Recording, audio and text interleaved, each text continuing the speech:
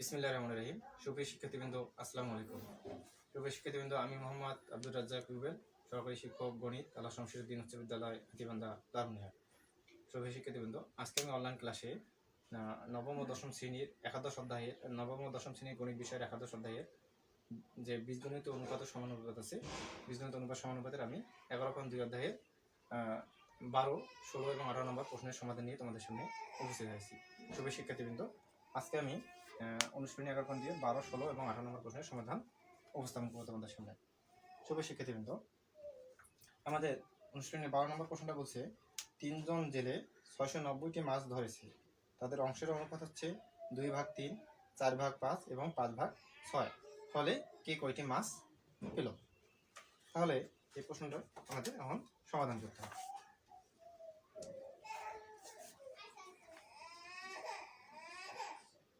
বারো নম্বর, 3 জন জেলের মাছের অনুপাত 2/3 অনুপাত 4/5 অনুপাত 6। তাহলে এই অনুপাতটা একটা ভগ্নাংশের অনুপাত। এখানে দেখো 2/3, 4/5, 5/6। এই ভগ্নাংশের অনুপাতটাকে আমরা কি করব? সরল একটা অনুপাতে প্রকাশ করব। সরল অনুপাতে প্রকাশ করতে গেলে আমাদের এখানে লব আছে 3, হর আছে 3, এখানে 5 এবং 6। এই হর দুটো কি করতে হবে? হর দুটোর আমাকে প্রথমত লসাগু করতে হবে। কিভাবে লসাগু করব? 3, 5 এবং 6 এর লসাগু। 3 দ্বারা 3কে ভাগ করলে 1, 5, 2। তাহলে 3 5 15, 15 2 30। তাহলে আমাদের হরগুলো লসাগু হচ্ছে 30। তাহলে আমরা এখন লিখব 2/3 গুণন 30 অনুপাত 4/5 অনুপাত 30 গুণন 30 অনুপাত 5/6 গুণন 30। তো 3 দ্বারা 30কে ভাগ করলে হচ্ছে 10, 5 দ্বারা 30কে ভাগ করলে হচ্ছে 6, 6 দ্বারা 30কে ভাগ করলে হচ্ছে 5। 10 2 20, 4 6 24, 5 5 25। তাহলে আমাদের একটা এটা কি পেলাম? আমরা একটা সরল অনুপাত পেলাম, 20 অনুপাত 24 অনুপাত 25। তাহলে এখন অনুপাতের যোগফল, আমরা কি করব? 20 যোগ 24 যোগ 25, 5 আর 4 9, 2 2 4 2 6 69। তাহলে আমরা অনুপাতগুলো যোগফল নির্ণয় করলাম 69। এখন প্রথম জেলে পাবে, যেহেতু জেলে আছে 3 জন, প্রথম জেলে মাছ পাবে মোট মাছ হচ্ছে 690টি। এর কত ভাগ? 69 ভাগের প্রথম জেলে পাচ্ছে 20। 69 দ্বারা 690কে ভাগ করলে হচ্ছে 10, 10 আর 20 গুণ করলে হচ্ছে 200টি। তারপর দ্বিতীয় জেলে মাছ পাবে 690টি। এর 69 ভাগের 24 ভাগ। 69কে 690 দ্বারা ভাগ করলে 690কে 69 দ্বারা ভাগ করলে 10, 10-এর সাথে 24 গুণ করলে হচ্ছে 240টি। তারপর এরকম করে তৃতীয় জেলে মাছ পাবে 690টি। এর 69 ভাগের কত ভাগ? 25 ভাগ। 690কে 69 দ্বারা ভাগ করলে হচ্ছে 10, 250টি। তাহলে প্রথম জেলে মাছ পেলে 200টি, দ্বিতীয় জেলে 240টি, তৃতীয় জেলে 250টি। তাহলে অতএব 3 জন জেলে মাছ পাবে যথাক্রমে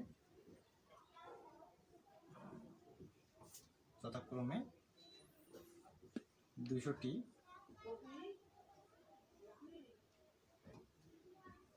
240টি ও 250টি। সুপ্রিয় শিক্ষার্থীবৃন্দ, এই হচ্ছে আমাদের 12 নম্বর প্রশ্নের সমাধান। আমি আরেকবার বলতেছি, আরেকবার তোমাদের সামনে উপস্থাপন করতেছি। 3 জন জেলে মাছের অনুপাত হচ্ছে 2/3, 4/5, 5/6। তাহলে আমরা কি করবো? এই অনুপাতগুলোকে আমরা একটা সরল অনুপাতে প্রকাশ করবো। সরল অনুপাতে প্রকাশ করতে গেলে অবশ্যই আমাদের কী করতে হবে, 3, 5 এবং 6 হরগুলো আছে, হরগুলো লসাগু নির্ণয় করতে হবে। তাই 3, 5, 6 লসাগু হচ্ছে 30। তাহলে এই 2 ভাগ 3কে একবার 30 দ্বারা ভাগ গুণ, 4 ভাগ 5কে 30 দ্বারা গুণ, 5 ভাগ 6কে 30 দ্বারা গুণ, 3 দ্বারা 30কে ভাগ করলে 10, 10 দুগুণ 20, 5 দ্বারা 30কে ভাগ করলে 6, 4 4 24, 6 দ্বারা 30কে ভাগ করলে 5, 5 5 25। তাহলে এই যে একটা আমরা সরল অনুপাত পেলাম। তাহলে অনুপাতের যোগফল হচ্ছে 20 যোগ 24 যোগ 25। 20, 24 আর 25 যোগ করলে হচ্ছে 669। তাহলে প্রথম দিলে মাছ পাবে, মোট মাছের সংখ্যা হচ্ছে 690।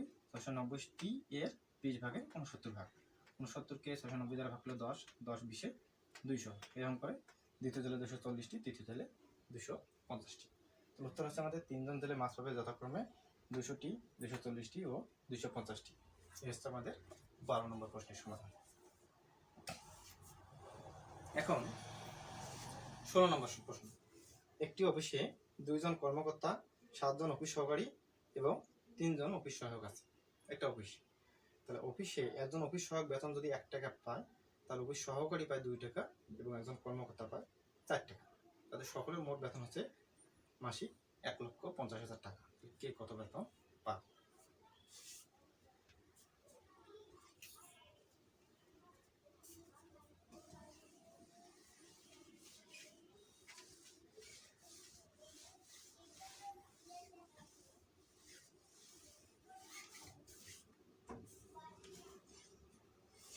তাহলে একজন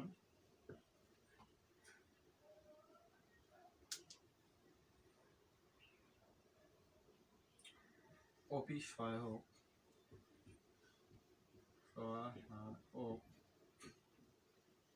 বেতন পায় 1 টাকা।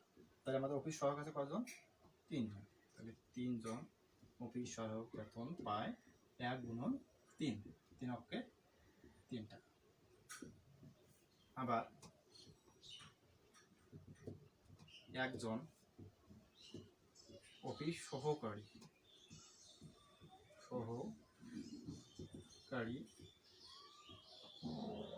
বেতন পায় কয় টাকা?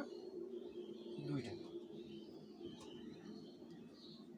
তাহলে অতএব অফিস সহায়ক আছে আমাদের, অফিস সহকারী আছে 7 জন। 7 জন অফিস সহকারী বেতন পায় 2 গুণন 7, 7 দুগুণ 14 টাকা।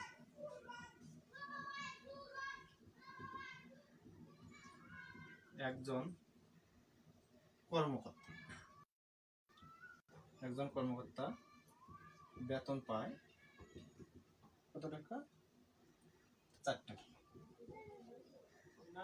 তাহলে আমাদের অফিস কর্মকর্তা আছে 2 জন। 2 জন কর্মকর্তা বেতন পায় 4 গুণন 2 সমান 8 টাকা।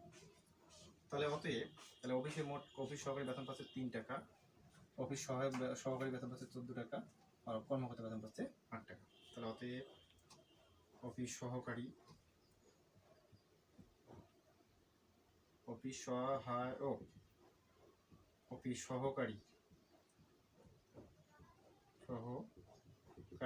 ও কর্মকর্তার বেতনের অনুপাত,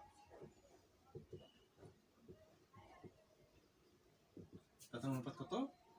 3:14:8। আমরা যদি অনুপাতের যোগফলটা নির্ণয় করি, অনুপাতের যোগফল কত হবে? 3 যোগ 14 যোগ 8, 14 3 17 আর 25। সুপ্রিয় শিক্ষার্থীবৃন্দ, আমি আশা করবো যে এই পর্যন্ত তোমরা ঠিক ভালো করে বুঝতে পেরেছো। তাহলে আমরা কিভাবে নির্ণয় করলাম? একজন অফিস সহকারী বেতন আছে, বেতন পাচ্ছে 3 গুণন 1, 3 টাকা।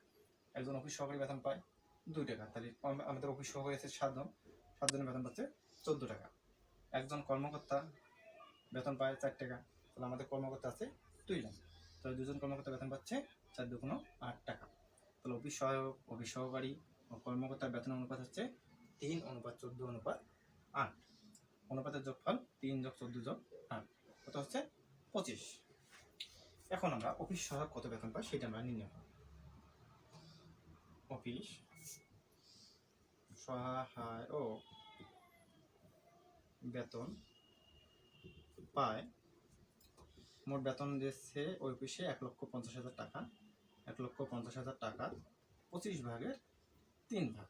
25 দ্বারা 1,50,000কে ভাগ করবো, যেহেতু এখানে এর আছে টাকা এর, তাহলে এখানে ভাগ করলে হচ্ছে 6,000। 6,000 সাথে 3 গুণ করলে আমাদের হচ্ছে 18,000 টাকা।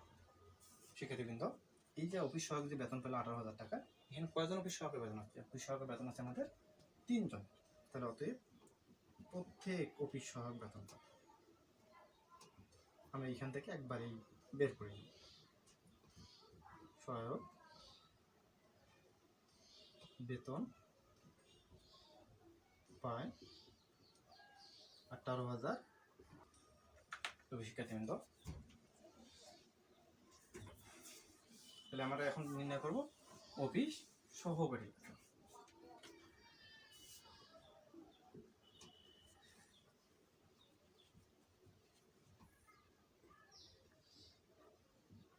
অফিস সহকারী বেতন পায় 1,50,000 টাকার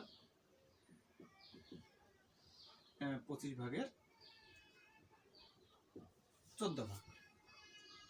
25 দ্বারা আমাদের 1,50,000কে ভাগ করলে হচ্ছে 6,000। 6,000 সাথে 14 গুণ করলে হচ্ছে 84,000 টাকা। এই 84 প্রত্যেক অফিস সহকারী বেতন পায় 8,484,000 ভাগ 7। এখানে আমরা ভাগ করলে বের হচ্ছে 12,000 টাকা। প্রিয় শিক্ষার্থীবৃন্দ, ভালো করে লক্ষ্য করো। এখন আমরা বের করব কর্মকর্তা বেতন কত।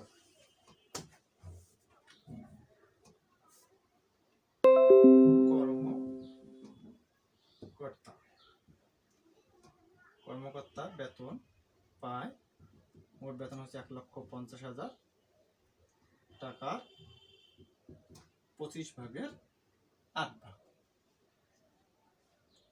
25 দ্বারা 6,000কে ভাগ 1,50,000কে ভাগ করলে 6,000, 48,000 টাকা। শিক্ষার্থীবৃন্দ, অফিস সহায়ক, তাহলে অফিস দ্বারা 6,000কে ভাগ করে 1,50,000কে ভাগ করলে 6,000 আছে 48,000। তাহলে অতএব শিক্ষার্থীবৃন্দ, অফিস সহায়ক, তাহলে অফিস দ্বারা 6,000কে ভাগ করে 1,50,000কে ভাগ করলে 6,000 আছে 48,000 বেতন পায় 48,000 টাকা 48,000 টাকা ভাগ 2। যেহেতু 2 জন কর্মকর্তা আছে, 48,000কে 2 দ্বারা ভাগ করলে 24,000 টাকা। শিক্ষার্থীবৃন্দ, তাহলে আমরা এভাবে প্রত্যেক অফিস সহায়ক, প্রত্যেক অফিস সহকারী এবং প্রত্যেক কর্মকর্তার বেতনটা নির্ণয় করলাম। এখন আমরা লিখব, উত্তরটা আসতেছে আমার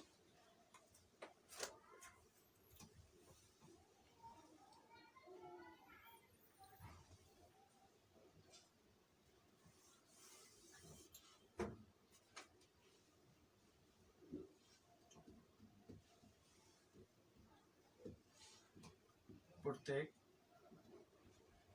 অফিস সহায়ক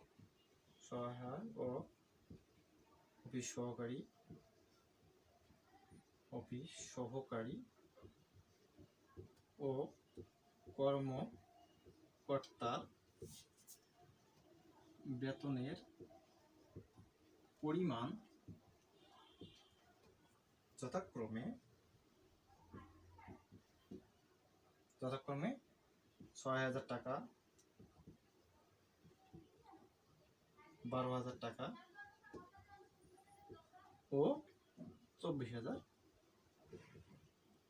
টাকা।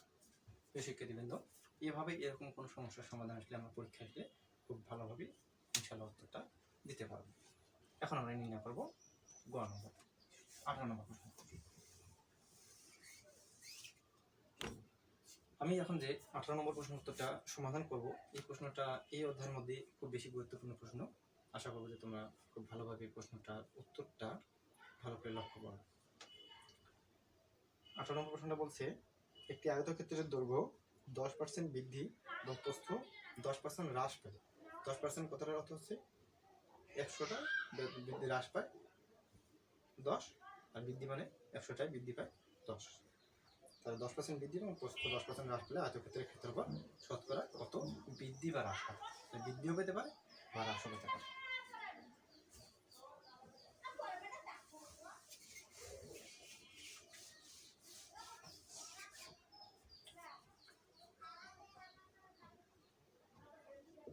আমরা লিখি, মনে করি দৈর্ঘ্য, আমরা আয়তক্ষেত্রের দৈর্ঘ্য জানি না বা প্রস্থও জানি না।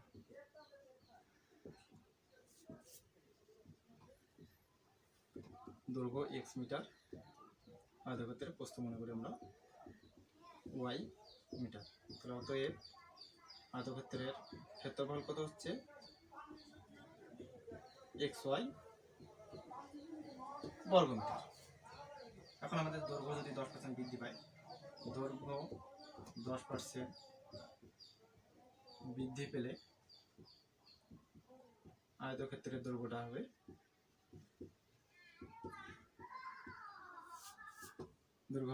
x, আগে ছিল x যোগ বৃদ্ধি মানে প্লাস x এর 10%, x যোগ x এর 10% মানে কি 10/100।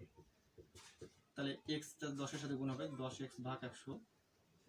তাহলে আমরা যদি লসাগু করি 1 আর 100 লসাগু 100, তাহলে 100x প্লাস 10x, 110x ভাগ 100, এটাকে ভাগ করলে হয় 1.1x। প্রস্থ 10% হ্রাস মানে কি কমে গেলে, হ্রাস পেলে আয়তক্ষেত্রে প্রস্থ সমান প্রস্থ হচ্ছে y, যেহেতু হ্রাস পেয়েছিল তার মাইনাস y এর 10%, y মাইনাস y এর 10% মানে y এর 10/100। এটাকে আমরা লিখব y মাইনাস 10y ভাগ 100। এখান থেকে হচ্ছে 100y মাইনাস 10y ভাগ 100। এখান থেকে আমরা লিখব 90y ভাগ 100 সমান 0.9y। আমরা তাহলে যখন 10% আয়তক্ষেত্রের দৈর্ঘ্যটা বৃদ্ধি পেল তখনকার ক্ষেত্রফলটা দৈর্ঘ্যটা নির্ণয় করলাম, তখন আয়তক্ষেত্রের প্রস্থটা 10% হ্রাস পেলে তখন আমরা আয়তক্ষেত্রের প্রস্থটা নির্ণয় করলাম।